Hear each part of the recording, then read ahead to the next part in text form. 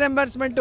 అన్నీ గాలికి వదిలేసి మీకెందుకురా చదువులు, పేదవాళ్ళు కూలీ చేసుకోవాలన్న విధంగా ఈరోజు ఎడ్యుకేషన్ మినిస్టరు లోకేష్ కానీ వాళ్ళ నాన్న మరి చంద్రబాబు నాయుడు ప్రవర్తిస్తుంటే, నా ఓజీకి 1000 రూపాయలు పెంచితే చాలు టికెట్, మీరు ఎక్కడ చచ్చినా నాకు అనవసరం అని చెప్పి ఈరోజు పవన్ కళ్యాణ్ గారు ఏ విధంగా ప్రమోషన్స్లో బిజీగా ఉన్నారో మీరు చూశారు. ఒక రైతు సూసైడ్ చేసుకుంటుంటే, ఒక రైతు ఈరోజు తనకు మద్దతు ధర రాలేదు అని ఏడుస్తుంటే, వాడి మద్దతు ధర కోసం పోరాడాల్సిన పవన్ కళ్యాణ్ గారు